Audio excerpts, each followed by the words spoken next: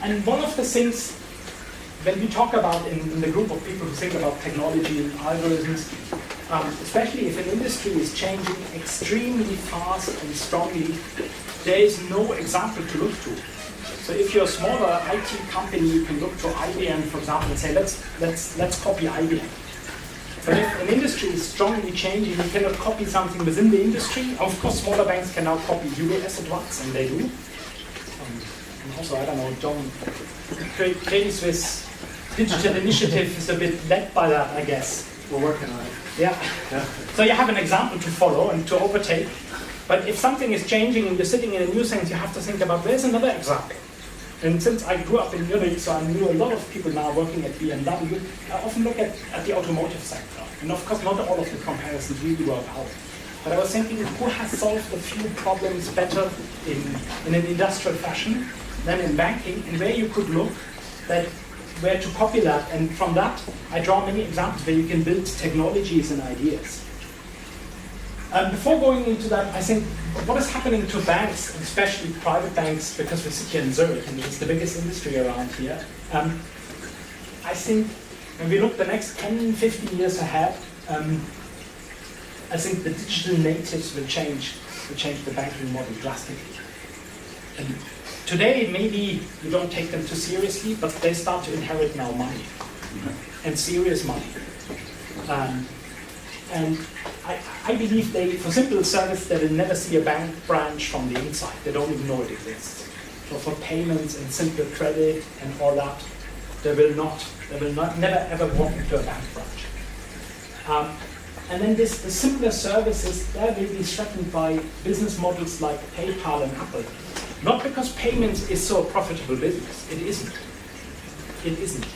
But it collects massive data on client behavior on which you can sell advertisements. So Apple's strategy to get in that is about getting better data than Google, better consumption data. It's about creating a web of conveniences around the tools. But this, I can foresee that the first intern will walk in and say, why can't you buy on my paycheck instead of a bank account? So that will put away simple for whatever reasons they do it will bring away a lot of basic business from banks, which often is the initial point to get somebody in. So they will lose touch to those people. And then also in parallel, because not all banks are really good at talking to their clients, more and more companies try to put into the client front of banking.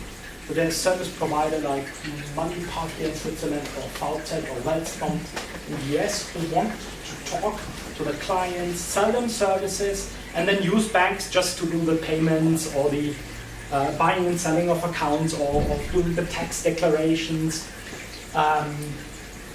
And when the banks lose that, they have lost the clients first on the simple service, then more on the advanced services. And at the same time, companies like Avalok, Temenos, or here in Switzerland, Swisscom, or in Germany, T-Systems, push all these back office operations. They take over, outsource IT, do the accounting, do the paying, the settlement, and all that. And then you could create a new structure in finance where you have front companies who just do front companies, and you have big back offices companies and both are non-banks. One is Swisscom and the other one is MyMoneyPark who sells you, and then Swisscom's back office BPO operation does everything else, and there's no banking. So banks could end up being out of the banking game. And these back office operators, when they have done enough banking, they understand enough compliance, maybe they even get a banking license, but by play they're an IT company or technology company. And this puts pressure on the banks from the front side, from the change of client behavior, the change of companies who think they can do what they interface with clients, and from the back end of sales. And automotive is a good example, because automotive, in my view, has been almost killed, at least the German car industry was almost killed in 1992, 1993.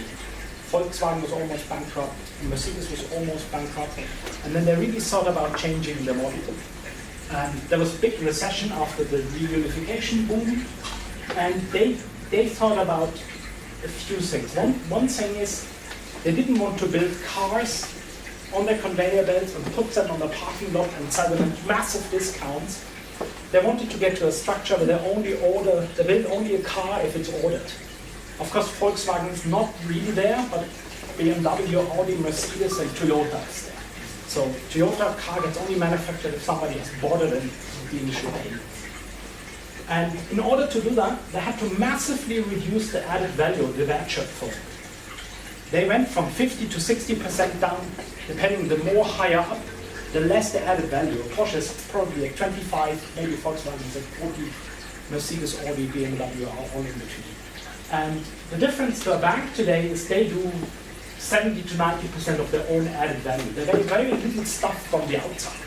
Of course, they buy certain stuff like core banking, but today they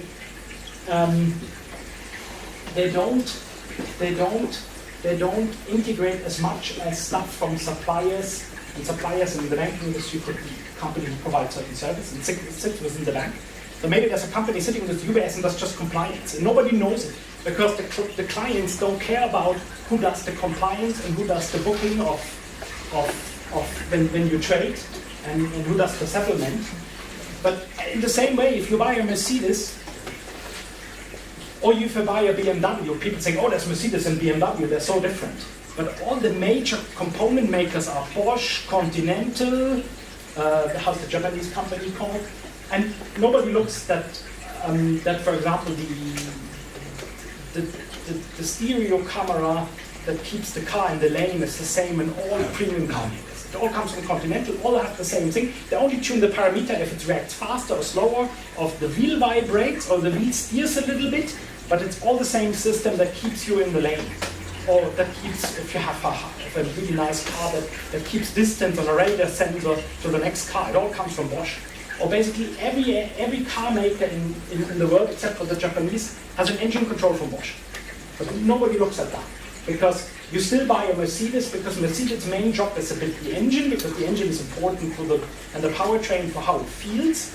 So Mercedes only creates the package, and by creating the package, they have drastically put into the suppliers in development and into production. And in this way, they share production swings and they share development risk. And in this way, you need less capital, and in this way, their capital efficiency came up dramatically in the last 10 years. Of course, they have been helped with the boom in China and all that, but nonetheless, they really changed the way how they did things. And also, I think one of the coolest things they have created is it's a fully industrialized product, but it's fully personalized by this configurator.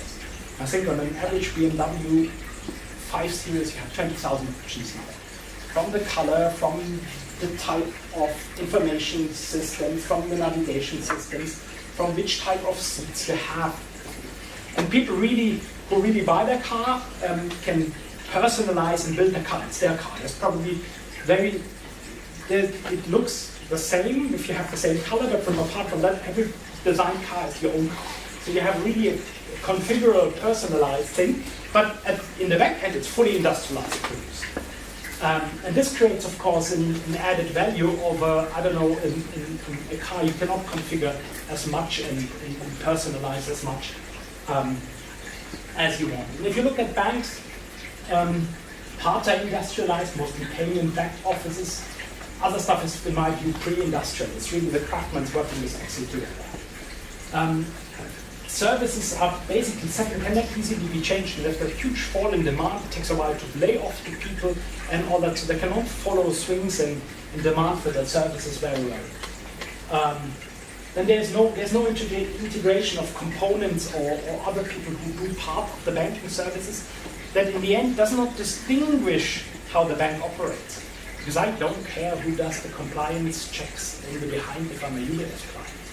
If there could be a company called Compliance Super Services just behind this thing, and then if demand falls and people have less money at UBS, they get less money on the compliance company. what is also important with all this SAP introduction, car makers actually know where every part is and every cash flow, at least at the end of the day.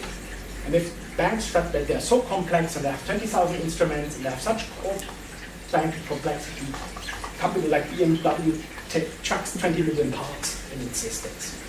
So they already know every part, so they know basically all the value proposition, the value of the company in parts and in cash at every point. And this is the only way to keep, if an order comes in, put it to the supplier and manage the swings. Because they also realize, similar to financial markets, they cannot predict very well which car sells very well, if the demand goes up or down. So the only thing is being really flexible and adaptive to what happens in order to protect margins and protect your business. So they gave up on basically have some business analysts trying to predict if the 3 sells more than this, but actually the main system is geared to live with the swings and do a risk share. And then, of course, they need a very high speed of innovation. They have a very high pressure now to comply with new environmental standards. The reduction in CO2, for example, 2020, 95 grams in average per European car.